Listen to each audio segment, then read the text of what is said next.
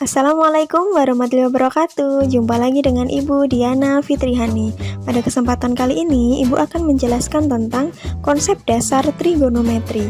Materi yang akan Ibu jelaskan sangat dasar, tetapi sangat penting untuk kalian pahami. Materi pertama yang akan kita bahas adalah ukuran sudut, meliputi satuan derajat dan satuan radian. Nah, Ibu juga akan menjelaskan bagaimana sih cara konversi dari satuan derajat ke satuan radian, kemudian sebaliknya konversi dari satuan radian ke satuan derajat. Selanjutnya, Ibu akan menjelaskan tentang perbandingan trigonometri pada segitiga siku-siku. Nah, nanti di akhir materi akan ada latihan soal yang dapat kalian kerjakan sebagai bahan latihan kalian. Langsung saja kita lanjut ke materinya.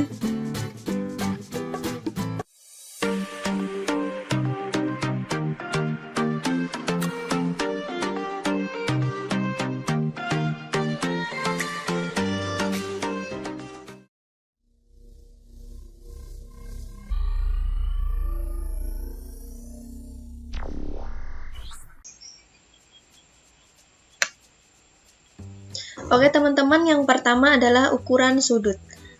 Satuan untuk mengukur sudut adalah derajat dan radian. Derajat dinotasikan dengan lingkaran tapi posisinya berada di atas. Dan 1 derajat diartikan sebagai besarnya sudut yang dibentuk oleh 1/360 kali putaran penuh, atau dengan kata lain 1 putaran penuh adalah 360 derajat. Nah, pada gambar di bawah ini ya, satu lingkaran itu, kalau dia 1 derajat, berarti dia itu adalah 1/360 putaran, karena 1 putaran itu adalah 360 derajat. Jadi dari sini ke sini, dari titik awal sampai ke titik awal lagi ini 360 derajat atau 1 putaran. Kalau dia 1/4 putaran, berarti dia tinggal 1/4 dikalikan dengan 360, atau sama dengan 90 derajat. Selanjutnya adalah radian. Nah, mungkin ini yang baru teman-teman ketahui. Jadi radian adalah perbandingan antara panjang busur dengan jari-jari lingkaran. Jadi lingkarannya ini ya. Nah, ini adalah perbandingan panjang busur dengan jari-jari lingkarannya. Jadi kalau 1 radian diartikan sebagai besarnya sudut pusat juring yang panjang busurnya sama dengan jari-jari. Jadi 1 radian ini ya, ukuran 1 radian ini adalah ketika panjang busur ini besarnya atau panjangnya sama dengan jari-jari. Ini namanya 1 radian. Nah, kemudian apa sih hubungan dari satuan derajat dan satuan radian? Nah, 1 putaran itu dia sama dengan 2 pi radian, atau dia sama dengan 360 derajat. Nah, berarti bahwa kalau ini ya, 2 pi radian itu sama dengan 360 derajat, maka pi radian adalah 360 dibagi 2, yaitu 180 derajat. Maka akan kita dapatkan bahwa 1 derajat sama dengan pi per 180 radian, atau 1 radian adalah 180 per pi. Untuk lebih jelasnya, kita langsung saja ke contoh soalnya ya. Nah, ini beberapa yang sudah kita pelajari tadi, jadi kita bisa lihat di sini nanti. Yang pertama, nyatakan besar sudut berikut dalam satuan derajat. Nah, 2/3 putaran kita rubah ke derajat. Kita lihat putaran, jadi di sini ya, 1 putaran sama dengan, ini ya, 1 putaran sama dengan 360 derajat. Nah, kalau begitu di sini sama dengan 2/3 kali 360 derajat. Nah, kita bisa sederhanakan, dibagi 3, 120. Jadi menjadi 2 dikalikan 120 derajat sama dengan 240 derajat. Nah, yang kedua, 3/4 pi radian akan kita jadikan derajat. Nah, kita lihat di sini pi radian ya, jadi yang ini. Pi radian sama dengan 180 derajat. Jadi dia sama dengan 3/4 dikali 180 derajat. Nah, bisa disederhanakan 4 dengan 180 sama dengan 45. Jadi 3 dikalikan dengan 45 derajat sama dengan 135 derajat. Nah, yang ketiga adalah 3/6 pi radian. Dirubah ke derajat, masih sama seperti ini ya. Jadi 3/6 dikalikan dengan 180 derajat. Disederhanakan 30. Jadi sama dengan 3 kali 30 derajat. Sama dengan 90 derajat. Nah, lanjut, nyatakan besar sudut berikut dalam satuan radian. Nah, yang pertama 2/3 putaran. Kita tahu tadi satu putaran itu 360 derajat. Sedangkan 360 derajat itu sama dengan 2 pi radian ya. Yang ini tadi ya, 2 pi radian sama dengan 360 derajat. Maka kita bisa tuliskan menjadi 2/3 dikalikan dengan 2 pi radian. Nah, kita bisa langsung kalikan 2 kali 2 sama dengan 4/3 pi radian. Nah, yang selanjutnya 225 derajat. Nah, dari derajat, yang ini ya, derajat dirubah ke radian itu sama dengan 1 derajat sama dengan pi per 180 radian. Jadi ini 225 derajat kita kalikan dengan pi per 180 radian. Nah, kita sederhanakan 225 dibagi 45 ya sama dengan 5. 180 dibagi 45 sama dengan 4. Jadi dia hasilnya 5/4 pi radian. Nah, yang terakhir adalah 330 sama ya seperti yang atasnya ini. Jadi 330 derajat dikali pi per 180 radian. Nah, sama dengan bisa disederhanakan bagi 36, bagi 30, 11. Jadi dia 11/6 pi radian.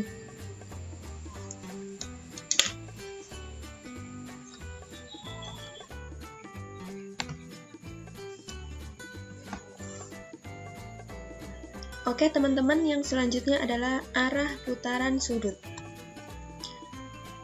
Sudut dalam trigonometri merupakan hasil putaran dari sisi inisial atau sisi awal ke sisi terminal atau sisi akhir. Nah, jadi kalau dia dari sisi awalnya ini, kemudian dia bergerak berlawanan dengan arah jarum jam, maka dia akan bertanda positif. Sedangkan kalau sudut bergerak awal ke akhirnya searah dengan arah jarum jam, maka dia bertanda negatif. Nah, jadi misalkan ada sudut ini ya. Nah, seperti ini. Nah, dia diputarnya dari sini ke sini, maka sudut ini akan bernilai positif. Sedangkan kalau misalkan ada suatu sudut, nah, diputarnya dari arah sini menuju ke sini, maka dia akan bertanda negatif. Ya, jadi putaran berlawanan arah jarum jam maka dia bertanda positif, sedangkan yang searah dengan jarum jam maka dia bertanda negatif. Nah, kemudian tentang kuadran. Kuadran itu ada 4 ya. Nah, yang pertama kuadran 1. Kuadran 1 ini adalah ketika sudut itu berada di antara 0 derajat sampai 90 derajat. Jadi dia berada di area ini. Dari 0 derajat sampai 90 derajat. Ini dia adalah kuadran 1. Nah, kemudian untuk kuadran 2, dia terletak di antara 90 derajat sampai dengan 180 derajat. Ya, jadi dari sini ke sini. Nah, ini dia kuadran 2. Kemudian kuadran 3. Kuadran 3 itu besarnya lebih besar dari 180 dan kurang dari 270 derajat. Nah, ini dia kuadran 3. Kemudian yang terakhir kuadran 4 itu adalah terletak di antara 270 dan 360 derajat. Jadi misalkan ada soal 75 derajat, maka dia terletak di kuadran 1 karena dia antara 0 sampai 90 derajat. Kalau misalkan 120 derajat, nah 120 derajat berarti dia di kuadran 2. Sedangkan kalau 300 derajat, maka dia terletak di kuadran 4. Oke, selanjutnya perbandingan trigonometri dalam segitiga siku-siku. Kita lihat ada suatu segitiga siku-siku. Jadi kalau siku-siku itu sudutnya di sini 90 derajat ya, 90 derajat. Ini yang panjang ini adalah hipotenusanya. Jadi sisi yang berada di depan sudut siku-siku itu namanya hipotenusa. Sedangkan yang ini sampingnya ini adalah sisi siku-sikunya. Kemudian untuk mencari perbandingannya, misalkan ada sudut di sini, misalkan sudut alfa. Nah, sisi yang berada di depan sudut alfa, ini ya, ini kan depannya ke sini. Maka dia dinamakan sisi depan sudut. Nah, kemudian sisi yang dekat dengan sudut ini, atau yang di sampingnya sudut ini adalah namanya sisi samping. Nah, sedangkan sisi yang ini, di depannya sudut 90 derajat, ini namanya sisi miring, atau hipotenusa. Nah, kemudian kalau misalkan letak sudutnya di sini, ya alfanya di sini, maka yang di sini adalah sisi depannya. Nah, sisi yang di sebelah sini ini adalah sisi samping. Kemudian yang ini depan siku-sikunya ya, ini adalah sisi miringnya. Nah, jadi untuk melihat letak sisi depan, samping, dan miring, kita lihat posisi sudutnya. Kalau dia posisi sudutnya di sebelah sini, ya di sebelah sini, maka sisi depannya adalah yang ini. Nah, karena dia berada di depan sudut. Kalau di sini, sudut alfanya di sini, berarti sisi depannya bukan di sini lagi ya, tapi dia berada di sini. Nah, jadi untuk menentukan depan, samping, dan miringnya ini disesuaikan dengan letak sudutnya. Ya. Kemudian sisi miring tidak selalu miring, tetapi selalu sisi yang berada di depan sudut siku-siku. Jadi misalkan gambar segitiganya seperti ini ya. Nah, ini siku-siku di sini. Nah, ini sisi miringnya bukan yang ini atau yang ini, tapi sisi miringnya yang ini. Nah, ini sisi miringnya karena dia berada di depan sudut siku-siku. Nah, kemudian bagaimana untuk mencari perbandingan trigonometri dalam segitiga siku-siku? Nah, yang pertama ada yang namanya sinus atau biasa disingkat dengan sin. Nah, sinus adalah suatu perbandingan antara panjang sisi depan dengan sisi miring. Nah, sisi depan dengan sisi miring. Jadi perbandingannya. Kemudian, jadi atau bisa ditulis sin adalah sin alfa ya. Depan per miring. Nah, kemudian kosinus. Nah, kalau kosinus adalah perbandingan antara panjang sisi samping dengan sisi miring. Nah, jadi bisa ditulis cos alfa sama dengan samping per miring.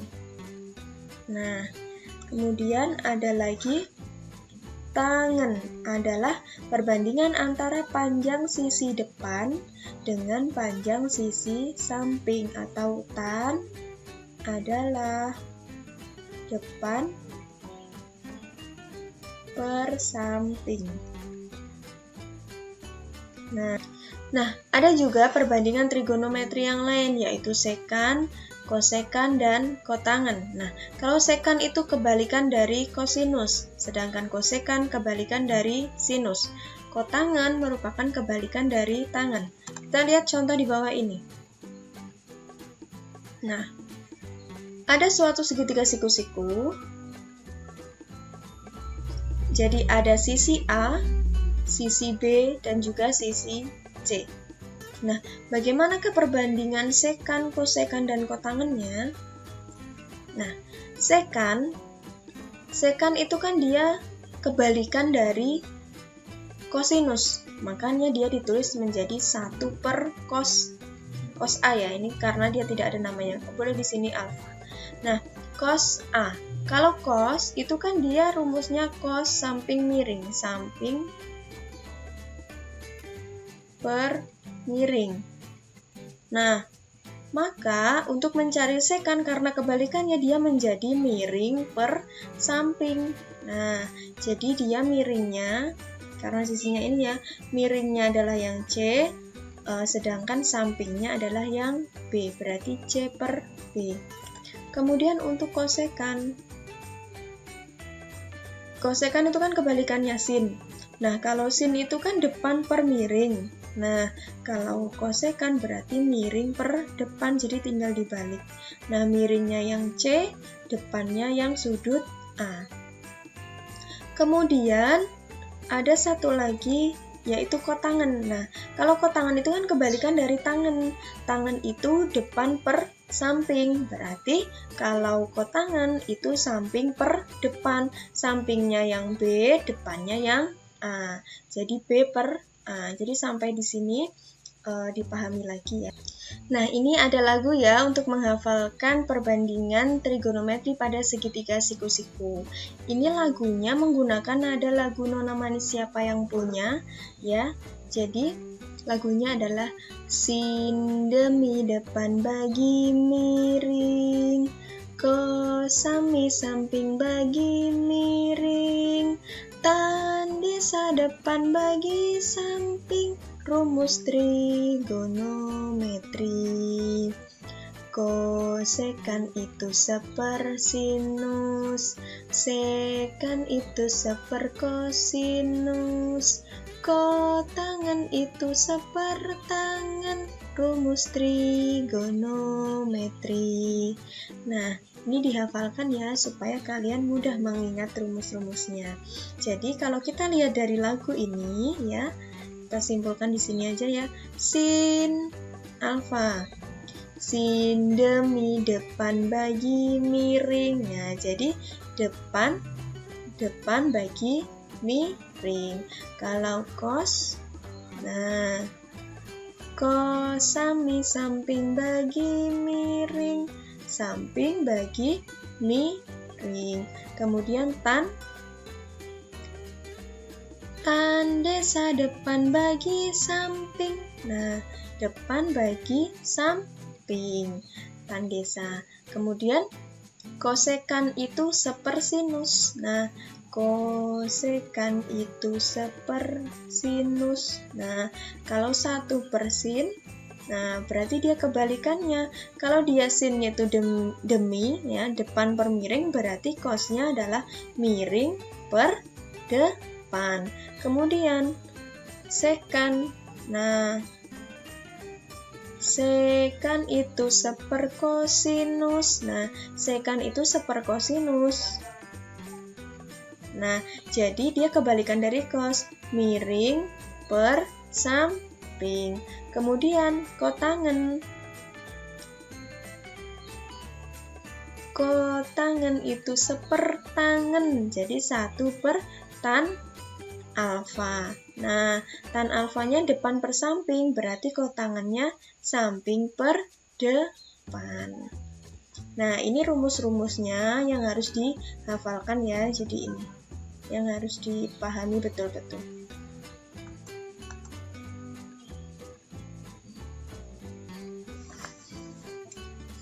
Oke, kita lanjutkan ke contoh soal ya, supaya lebih paham lagi. Diketahui segitiga ABC yang siku-siku di C seperti gambar di bawah ini. Nah, gambarnya ini ya. Panjang AB 5 cm, AB 5 cm, panjang AC 3 cm, dan panjang BC 4 cm. Tentukan sin B, cos B, dan tan B. Kalau ini B berarti dia sudutnya berada di sini ya. Kita anggap alfanya di sini ya. Berarti dia posisinya di sini. Kemudian kita kerjakan. Sin alfa sama dengan depan per miring. Sin demi, berarti depannya adalah 3, kemudian miringnya adalah 5. Nah, jadi perbandingannya 3 per 5. Kemudian cos samping per miring, berarti sampingnya 4, miringnya 5. 4 per 5. Kemudian tan alfa, tan desa.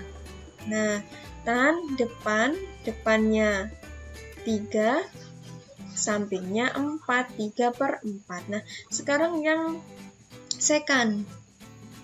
Nah, sekan itu seper kosinus. Nah, sekan itu seper kos, berarti dia miring per samping. Nah, jadi 5 per 4. Kosekan itu seper sinus. Nah, berarti dia miring per depan. Jadi 5 per 3. Kalau kotangen itu sepertangen. Jadi dia samping per depan, sama dengan 4 per 3.